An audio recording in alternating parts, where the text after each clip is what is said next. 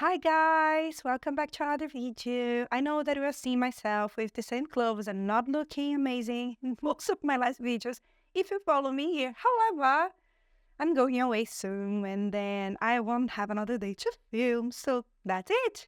And for the videos today, it's gonna be one of these super sweet videos and I'm gonna talk about something that I haven't spoken in a while.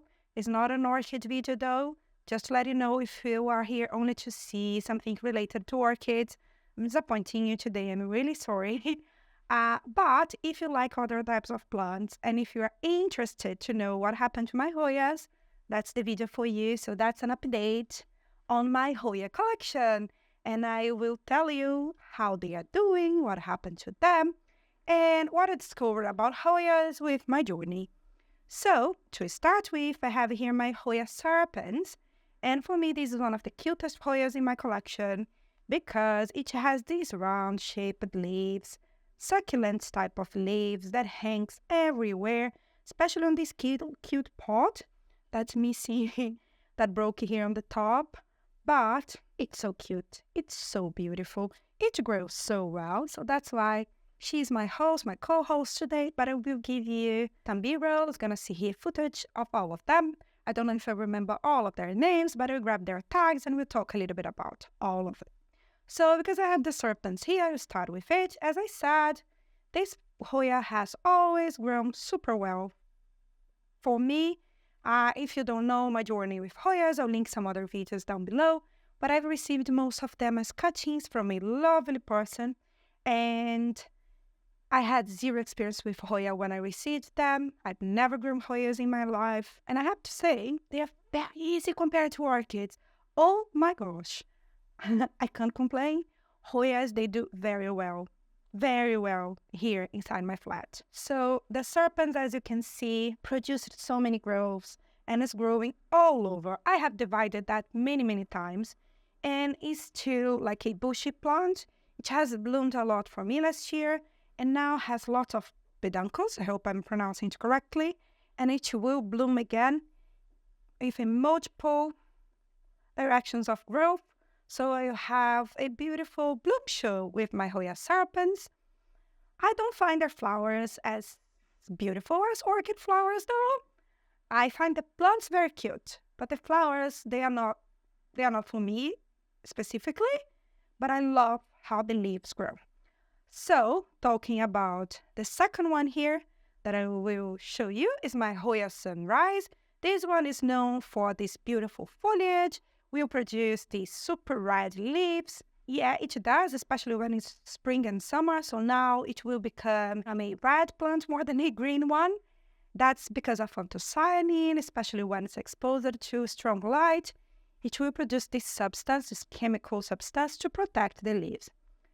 People love them because of the coloring change. It's a very easy to grow Hoya. It will grow very large. I have cut it many times because of its size. If I have to repot them, the problem is where I'm going to place them. I don't know. So that's the reason why I keep cutting them to make them fit in the space that they are at the moment. But they are becoming massive plants. My Hoya Sunrise have bloomed as well last year in many different sections of the plant.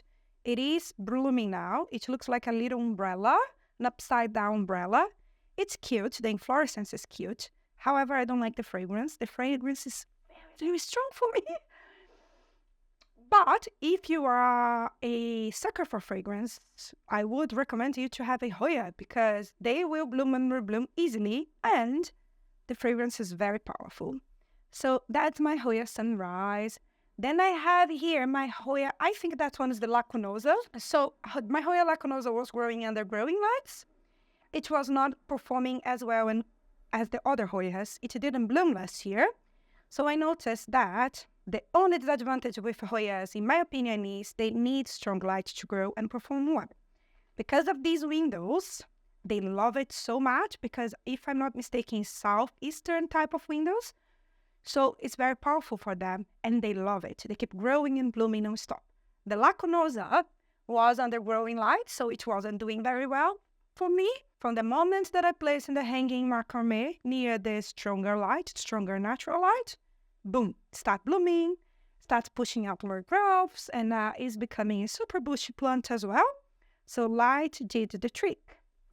More than that, I will go, let's see. Gosh, this is heavy. I have here my Hoya cortistii. People like this one because of the leaves. They are like mottled. It's like grayish with speckles of green. And this one, the same thing. In the beginning, took a while for it to start properly, to grow properly.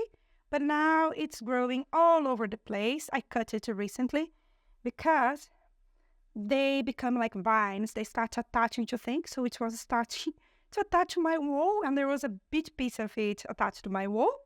It's a very large type of plant. And it's doing super well. It has never bloomed though. This is the one from the plants that came together. This is one of them that I haven't seen bloom yet. But the leaves are doing super well. The next one, oh my gosh, I forgot the name of this one. Okay, I'll leave the tag down below. I don't know exactly how to pronounce it.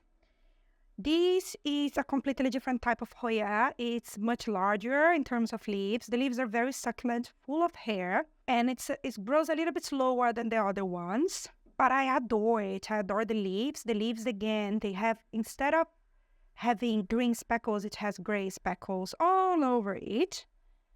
It does have a peduncle here, and it has a peduncle somewhere else. Again, the pot is very tiny for the plant. I need to repot it, but while it's in this tiny pot, it still fits on my windowsill. That's the reason why I'm keeping it there.